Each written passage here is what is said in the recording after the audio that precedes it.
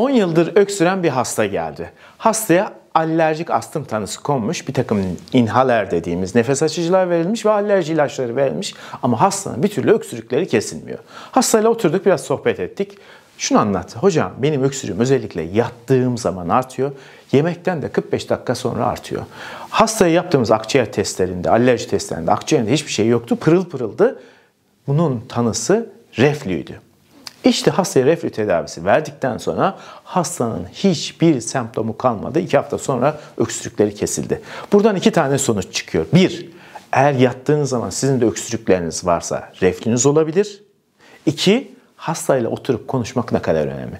Eğer, özellikle genç meslektaşlarım için söylüyorum, hastayı oturup iyi dinleyebilirseniz hiç tetkik yapmadan hastanın direkt orada konuşurken bile tanısını koyabilirsiniz.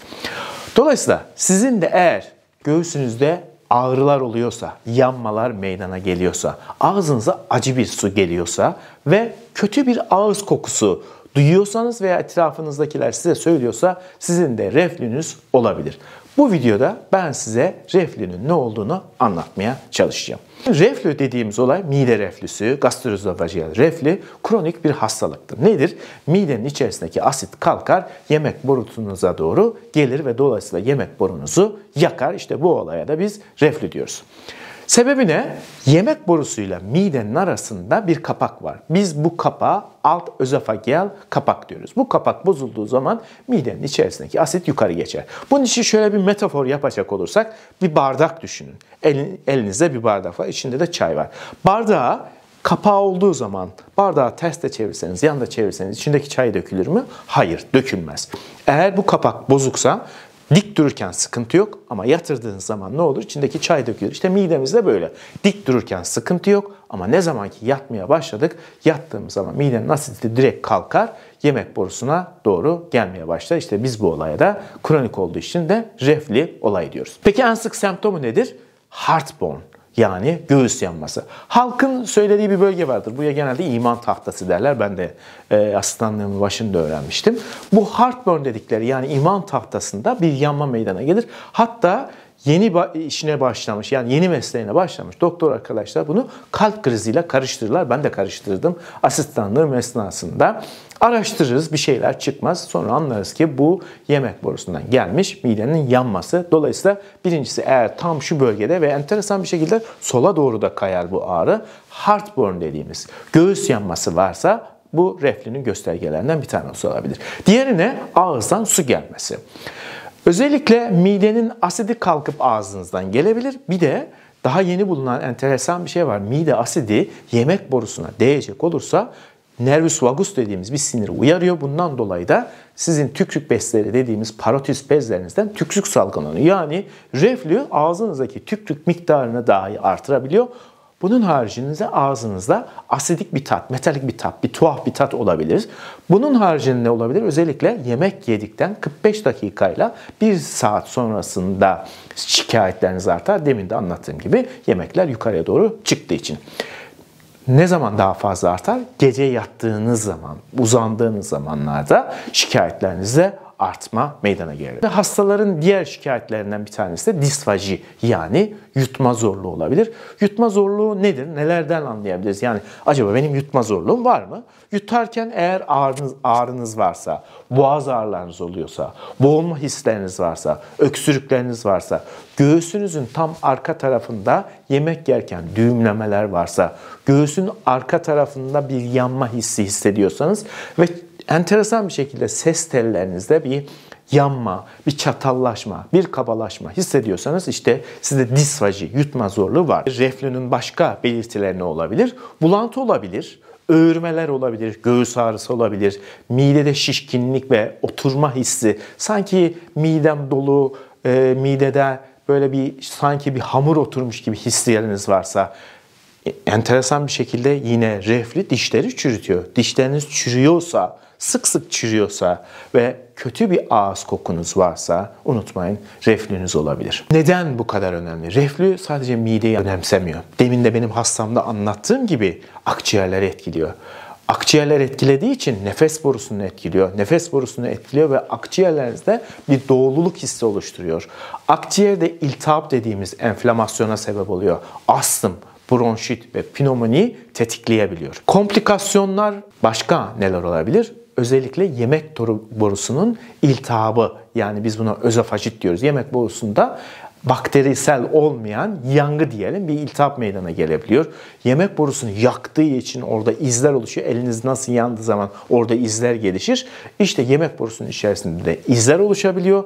Yine Barrett özofajiti dediğimiz sanki yemek borusunuz bağırsak şekline dönüşüyor.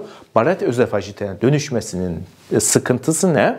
Barrett özofajiti kansere, mide kanserine ve yemek borusu kanserlerine sebep olur. O yüzden önemlidir. Risk faktörleri nelerdir? Obezseniz, yani kiloluysanız, hamilelik bunu tetikleyebilir, sigara tetikleyebilir, alkol tetikleyebilir ve bazı yemek kapağını, mide kapağını açan ilaçlar olabilir ve özellikle biliyorsunuz Ramazan ayındayız. Ramazan ayında iftarlarda tıka basa yemek, sahurda tıka basa yemek yine eliniz altında yani reflünüz varsa reflünüzü tetikler. Peki ne yapalım? Öncelikle birincisi alkol ve sigaradan kesinlikle uzak duruyoruz.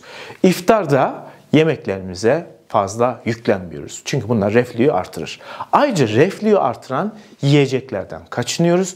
En az yatmadan 3 saat öncesinde yemeğimizi yemiş oluyoruz ki mide boşalmaya fırsat olsun.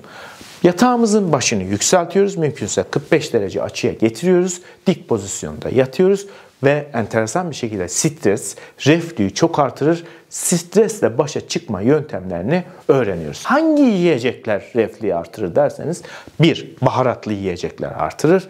Yağlı yiyecekler, kızartmalar, sarımsak, soğan, limon, domates, sodalı içecekler, limonata, süt ürünleri bunlar ve çikolatayla fıstığı unutmayın, bunlar reflüyü artıran yiyecek. Bu yiyeceklerden mümkün olduğu kadar kaçındık. Ne yapacağız? O zaman doktora gideceğiz. Doktorlar size bir takım ilaçlar verir. Bunlardan bir tanesi mide asidik olduğu için asit üretimini azaltan ilaçlardır. Biz bunlara proton pompa inhibitörleri ve histamin 2 reseptör blokörleri diyoruz. Ayrıca mide boşaltılmasını hızlandıran ilaçlar verirler ki mide bir an önce boşalsın, rahatlasın diye biz bunlara da prokinetikler diyoruz. Ayrıca mide asidini nötralize eden ilaçlar vardır.